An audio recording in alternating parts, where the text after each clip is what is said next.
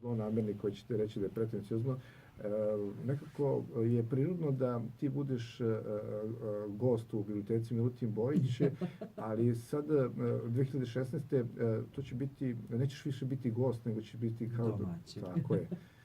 Tako je. I ništa nije slučajno, jer ja nikad neću zaboraviti kad smo se prvi put upoznali na jednoj, ja mislim da to bila neka poetska večer, jel tako? I na kraju iz silnih tih priča, pošto se tu uvek se prepozna slično se raduje i onda smo nastavili druženje u Milutin Bojić biblioteci, gde je bila naša koleginica, ako se ne varam, sa RTS-a, i u sklopu čitavog programa je bio mali Johnny, koga smo predstavili našim slušalcima ovde. Naravno i ti si bio jedan od naših gostiju na vezi, ako se sećaš. Da. Nisi valjda zaboravio, reci nešto. To ne može se zaboraviti. Šalim se. I onda je nastala priča, pošto ta energija u Milutinu Bojiću je zaista nešto specifično. Svako ko dođe, on i ostane, jel tako? Osjeća se kao kod kuće. I onda smo mi razgovarali na temu kako bi to bilo divno da to češće radimo, ne samo u Milutinu Bojiću, nego da Bojića u stvari dovedemo u Švajcarskoj, tako? I evo, Bojić je upravo u Švajcarskoj. Ali ja pre svega moram da podelim sa slušalcima Radio Mladosti jednu anegdotu vezanu za upoznavanje sa Violetom Aleksić. Bilo je krajnje atipično iz razloga što sam ja pomalo na toj književnoj manifestaciji bio suviše slobodan, pa sam svojim verbalnim ispadima uspeo da i ovako mirnu i finu damu kao što je Violeta Aleksić pomalo iznerviram. I onda se ona u jednom trenutku okrenula da vidi ko je taj bahati čovek. I šta sam rekla? Tišina. Da, ona je rekla tišina. I bila je tišina? I bila je tišina, da. Odmah posle toga nije bilo više šuškanja kesa, ostalih artikla, ili tako? Ja sam napustio salu. Ćašak. Nego da se vratimo tebi i Milutinu Bojićem, pa ćemo opet da nastavimo našem druženju i naravno pomenut ćemo promocije, ne samo zbog toga što su to moje promocije, nego što ćemo sakupiti divne ljude u sva ta 3 dana i ja se zaista radujem da sam zajedno sa vama, nekako pokazalo se da smo imali 2 divne promocije, što me uopšte ne čudi kad vidim tvoj program u Bojiću, ja sam mala beba, a pored tebe divni umetnici su zaista delom i tebi poznati, Muj Tahiri, Viktor Đurić, Boba Nedeljković, Danijela Bjelica, onda Vlada i Čiča, ne smo to nikako zaboraviti, koji su bili naši gosti. U stvari, svi su prošli kroz Radio Mladost, što je meni posebno drago. Opet se vraćamo u Bojića, da čujemo šta se radi kod vas i šta tu zapravo Karlo radi tamo.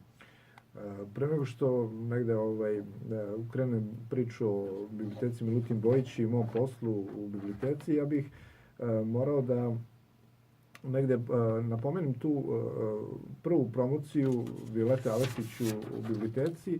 To je bilo u maju 2015. godine. Ono što je tu promociju odvojilo od ostalih promocija jeste što neplanski su se uključili muzičari. I to je toliko bilo inspirativno za sve posetioce te večeri, da na kraju oni koji su snimali telefonom, oni su to delali putem društvenih mreža i to veče je doslovce postalo legendarno veče. I svi su posle te večeri hteli da ugoste Violetu Aleksić, kad kažem svi, mislim na biblioteke u Republici Srbiji. Ali stvarno je bilo, uvek su te spontane stvari najlepša stvar u životu. Meni je sunce svinulo kad sam vidjela da je Muj došao i Viktor, i to baš u ključnom momentu, ako se sećaš. A oni su došli da snime svoj prvi album, koji je fantastičan, onda da ti kažem, to će biti ludilo. Te neplanske stvari uvijek ispadnu, kao što to i malo pre reče, jako prijatne za posetioce. Imali smo tu grupu Kal, imali smo Muj Tahirija. I taj multimedijalni spektakl koji je bio za sve one posetioce biblioteke i knjižne večeri, to je bilo nešto nezaboravno. Nadam se da ćemo i u 2016. imati istu ili sličnu i još bolju promociju. Čemu se ja ovako obradujem. Ja se Bojiću toliko radujem kad dolazim u Cirih i kad me pitaju moje kolege, kad dolazim u Cirih, počeo sam da me zbunješ, ja sam već vratila se. Kad me pitaju kolege, šta ti misliš o tim promocijama, ja prvo pomenem Bojić. Da, 2015. godina je bila za biblioteku Milutin Bojić jako uspješna. Da ne bude da se hvalim, niti da ne želim da budem pretenciozan, nekako nije prijatno za uho, ali 2015. godina je bila u stvari godina biblioteke Milutin Bojić. Mi smo nezvanično najuspešnija biblioteka u Republici Srbije, programski najuspešnija. Mi smo jedina biblioteka u Republici Srbiji koja ima redovnu tribinu već 3 godine i ona je stvar prestiža, gostuju najznačajnije imena što iz kulture, što novinari, što izdavači. I jako je lepo vidjeti kad je biblioteka puna, ali još lepše je vidjeti kad vidite mlade ljude koji imaju po 25-26 godina koji dolaze u biblioteku. U ovim jako teškim vremenima za kulturu, ne samo u Srbiji, mislim generalno i u Evropi, kultura je nekako skrajnuta na margini i kada vidite mlade ljude koji ne odu u neki klub ili neki kafić, nego onako u grupi dođu u biblioteku da bi oslušali, da bi čuli, da bi nešto pametno naučili i onda dolaze iz nedelje u nedelju, onda je to veliki uspeh za jednu biblioteku. Tako da moram da pomenem da smo počeli saradnju sa holandskom ambasadom, sa ruskom ambasadom, sa indijskom ambasadom, gostovali su konzuli. Mislim, toliko toga ima da ja možda imam malo vremena, a ne želim opet da nekoga zaboravim, ali tako? Tako je. Kad smo malo pre bili na temu mladost, klubovi, biblioteke, moje prvo sretanje upravo je bilo tog karaktera. Zadivilo me koliko mladosti u stvari dolazi u Milutin Bojić biblioteku. Samim tim kasnije, kada smo na jednom druženju pomenuli Boštanicu, recimo, koja je, gde sam dobro rekao, tako je. Koji su isto, To je prosto. ta mlada... Do 30 godina do 30, jel tako je.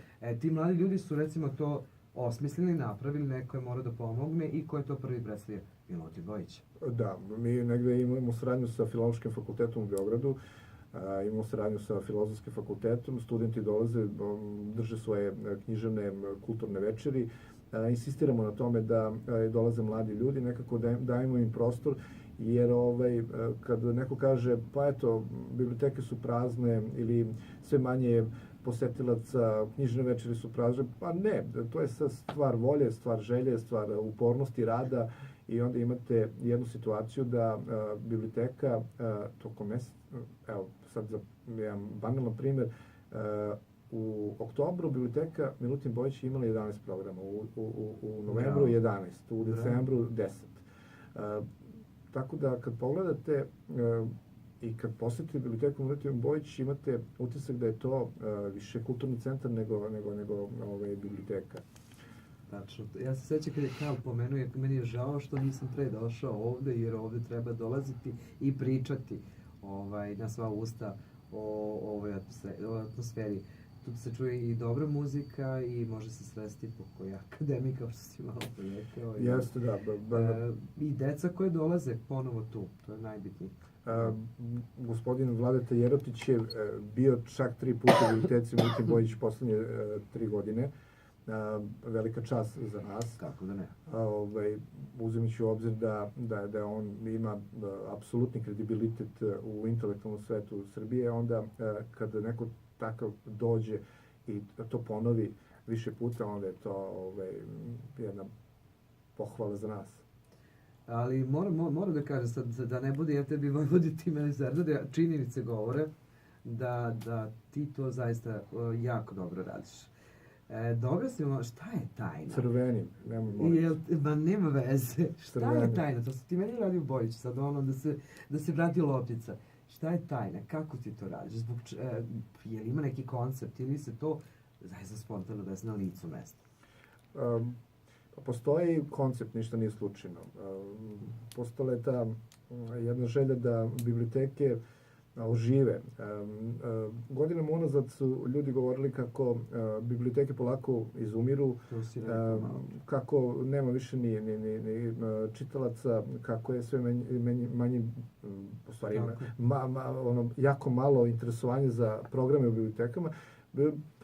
Prosto je da kad imate zanimljiv program za mlade, za nešto stariju populaciju, kad je to interesantno, kad imate zvučna imena, kada imate imena onih ljudi koji mogu da negde animiraju publiku, onda ne postoji šansa da ta publika ne uđe na sajt ili na Facebook profil i da prati dešavanja u biblioteci. Tako i u Bojiću. Mi smo jako puno uložili na to da se uključe svi i na kraju krajeva rezultat je takav da imamo veliki broj posjetilaca. Moram da pomenem još jednu sitnicu, u stvari nije sitnica uopšte, ali eto tako da kažem, na sinoćnom koncertu Legende sam imao priliku da razgovaram sa Dašom, koji te srdačno pozdravlja. Znam da ste vi radili također na njegovoj prvoj knjizi, ali tako? Tako je. Da, Daša je sjajan čovjek. Još jedna tvoja djelatnost, ili da? Pa dobro, to je nešto, da kažem, usputno, ali je uživanje. Mislim, moj život je posvećen kulturi, književnosti, muzici, tako da to je nešto što je nekako prirodno. Karlo, bilo je zadovoljstvo vidjeti te ovde i nadam se da će ovo biti početak što češćeg druženja. Vrlo rado ćemo pričati o vašim aktivnostima. Čekamo te na žici kada se vratiš tamo da vidimo kako je sve to prošlo. I naravno pozivam ovom prilikom još jednom naše slušalce u petak u 18 časova u Konzulatu Republike Srbije da nam se pridruže. Biće zabavno, biće veselo. Tako inače radimo, tako? Dragi moji, nemojte da se iznenadite ako budem suviše slobodan, jer vi toliko dobru energiju, evo ja sam ovdje manje od 12 sati, ali toliko dobra energija da već sam se navikao kao da sam već ovdje više meseci. Daješ nam podršku, Karlo, hvala ti na tome. 16. januara u Srpskom kulturnom društvu, naravno. Vidimo se i naravno 29. januara, da ne zaboravimo, u ambasadi Republike Srbije održat će se još jedna promocija knjige Dan kad se prije vratilo kući od 20 časova i tu očekujemo Muje Tahirija i Viktora Đurića. Šteta što nećeš biti tu, ali ćemo napraviti nešto da se ipak sretnete. Karlo, hvala ti. Družimo se sigurno ovih nekoliko dana. Hvala vama.